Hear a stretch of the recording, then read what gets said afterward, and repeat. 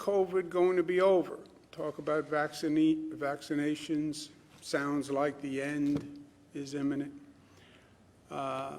Fourth question is, what do I get my spouse or significant other for Christmas, Hanukkah, Kwanzaa, other holidays? I have no good advice. On the fourth question, gratuitous advice is get something that is easily returnable. So if it doesn't work, they return it, no harm done.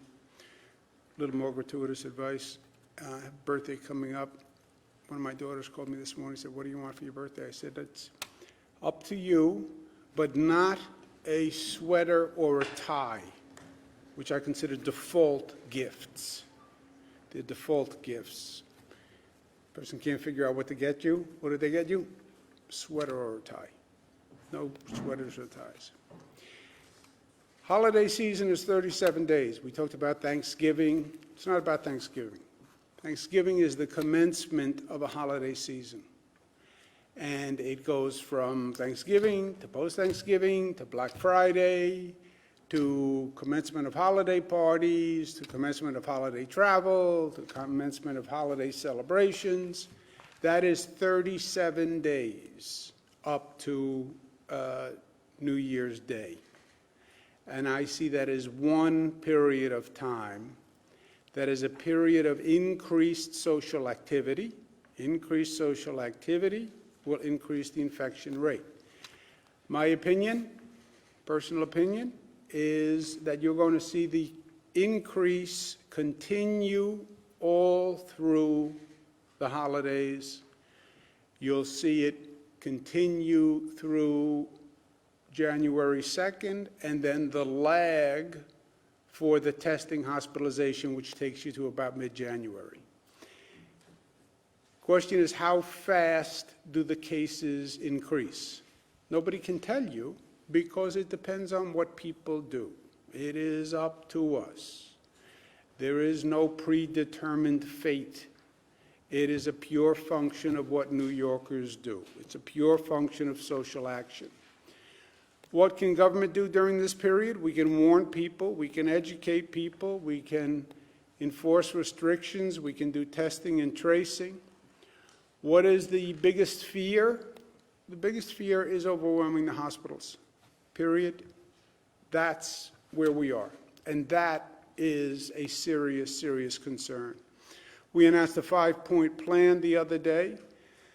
I'm sure you all recorded it to memory, but for those of you who were out sick, first was managing the hospital system, manage the load of the hospital system. We know the capacity of hospitals, 54,000 statewide, we know it by region, manage that load, increase and balance the testing.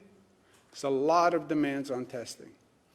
You have to test nursing homes, you have to test essential workers, you have to test business professionals who have licenses, who have to be tested as part of their work. You want to be fair in balancing that testing. Keep schools open, K-8. Positivity rate in schools is amazingly low and shows that the schools are much safer environments than the surrounding communities, both for the teachers and for the students. Small gatherings are now the #1 cause for spread, and that's new and that is different, and the public has to understand that. Fifth, get ready for the vaccine distribution. We hope for a flattening of the increase mid-January. We hope that the increase in social activity is through the holidays. After January 2nd, people settle down, the social activity slows down, the travel slows down, and the increase in the rate slows down. Okay, then what happens after January 2nd? We then turn to how effective is the vaccination program going to be? Because the vaccination program is really the end game here, right? And there are big questions on that. How fast does the vaccination program go into effect? How fair is the vaccination program? How inclusive is it? how many people partake in the vaccination, and how much does the federal government provide for a state to actually do the vaccine, and the percent of participation. You have a very high skepticism rate about this vaccine specifically. You have a high skepticism rate about vaccines in general. Remember what we went through with the measles vaccine, where you had a lot of parents who just did not want their children vaccinated for measles. There's a whole anti-vax movement of people who are skeptical about vaccines. On top of that, you have added skepticism about this vaccine. How long is the plateau? How long is the drop on the other side? Depends on the vaccine production and delivery schedule and the effectiveness of it. When do you get back to the normal economy? Experts will say you need 75 to 85% of the population vaccinated. That is a tremendously high percentage on every level.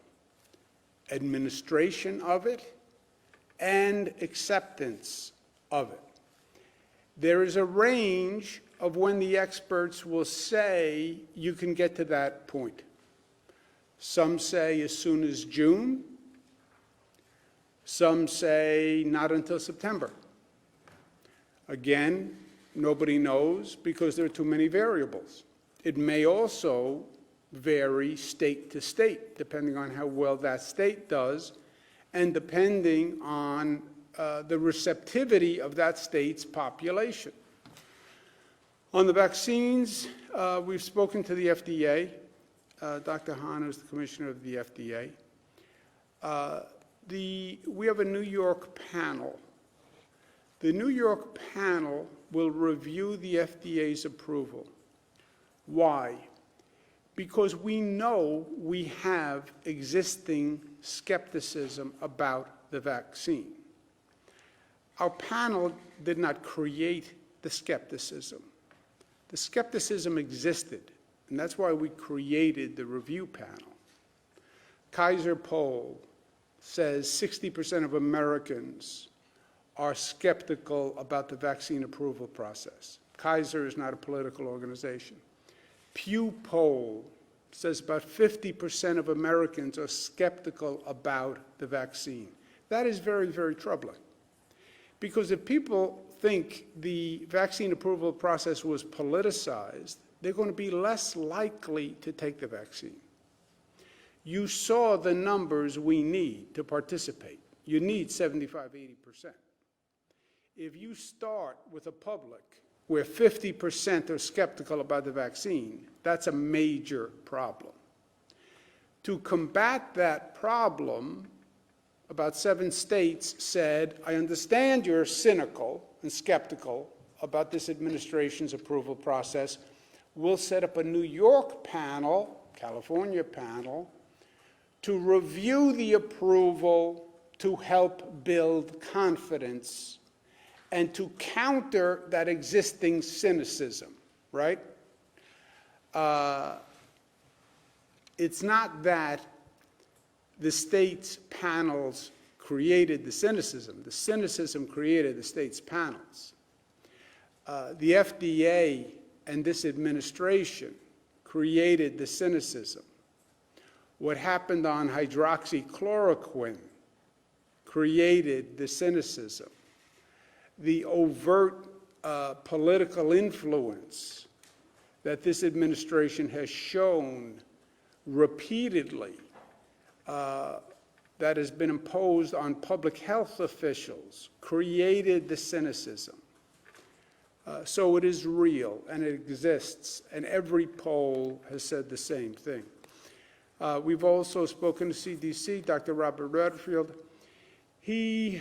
We communicated to him, and I believe he understands, this has to be an inclusive process. The Black, brown, and poor community has paid the highest price for COVID. Why? Because it exposed an inherent discrimination in our healthcare system. They live in communities with less access to healthcare. They had a higher level of pre-existing conditions. Blacks died at twice the rate of whites. Browns died at 1.5 times the rate of whites. COVID testing was at a lower level in the black, brown, and poor community.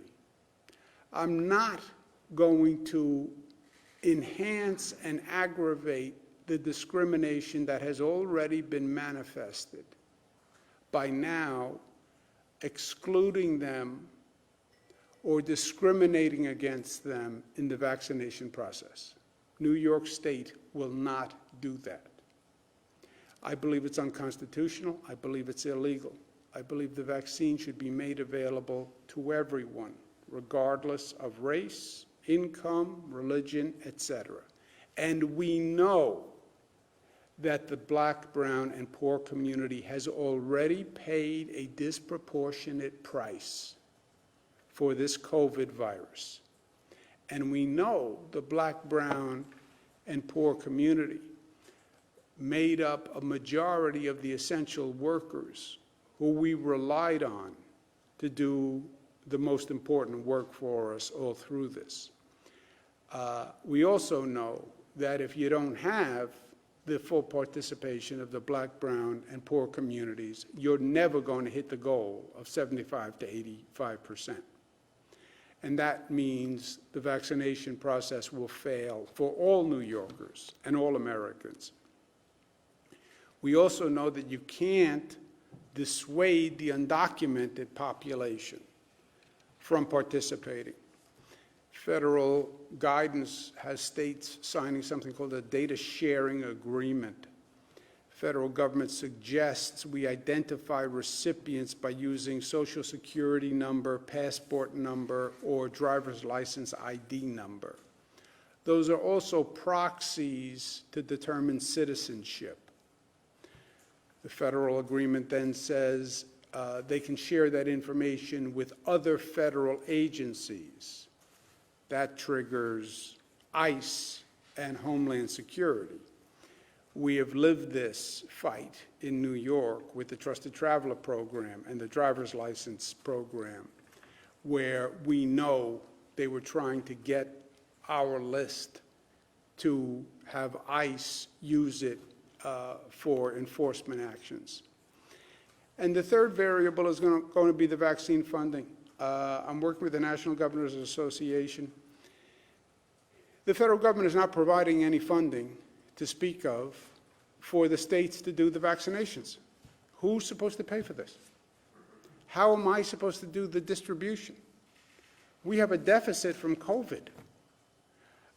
You have local governments who are starving and may lay off essential workers. Those are the essential workers you need to do the vaccine program. This vaccine administration could cost the state $1 billion. The federal government has not provided funding to states anywhere near the amount. I've also been speaking to congressional leaders across the board, Senate leaders across the board. If they do a package, there has to be funding to administer the vaccines. It's not enough to say, we'll deliver them to your state. That's very nice. FedEx can deliver them to the state. How do we then distribute it? How do we do the outreach? How do we do the public education? How do we convince 85% of the people to take the vaccine? How do we get into public housing? How do we get into black and brown communities? Who's going to do this and who's going to pay for it? Yesterday, the CDC's Advisory Committee on Immunization Practices issued formal prioritization recommendations. They recommended frontline healthcare workers and elderly people living in long-term care facilities. That recommendation coincides with the priorities that we had established already. So the CDC's recommendation reinforces the priorities we established. The first vaccine delivery to New York will be 170,000. The federal government distributes the vaccine by percentage of population of that state. So state's population divided by available dosages is what the state gets. There's no discretion in how much the state gets. It's purely a percent of population, which is what they say at least. We expect, if all safety and efficacy approvals are granted, those doses will arrive on December 15th. By the end of December, the administration suggests that there'll be enough to vaccinate 20 million people with 2 dosages, which is 40 million dosages. That means 6% of Americans. Gives you an idea of where we're going to be coming into January. And those 6% will be prioritized as the healthcare workers, seniors in congregate facilities, et cetera. But 6% of Americans having available dosages by the beginning of January, you see how far we have to go. New York State also expects additional allocation of the Pfizer vaccine and the Moderna vaccine, which has also been approved, and we expect them later this month. We're going to have to undertake 2 operations simultaneously. One is the hospital management situation, which is critical. We have to reduce the spread, we have to reduce the number of people going into hospitals, and we have to manage that patient load going into hospitals. We don't want the hospitals overwhelmed. That is job 1. At the same time, you have the vaccine management program. The vaccine management program, we need the federal funding. We need a real aggressive outreach effort. We need social acceptance and confidence to take the vaccine. This is going to be the largest governmental operation, not just through COVID. This will be the largest governmental operation undertaken since World War II, in my opinion. To give you an idea of how massive this is, I said this to President-elect Biden at an NGA meeting.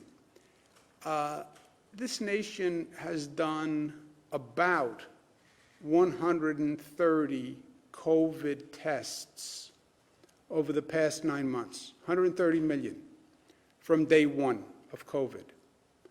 We have to do 330 million vaccines, twice. How long does that take you? This state, more testing than any state in the United States. We have done just about the population of the state, doing everything we could.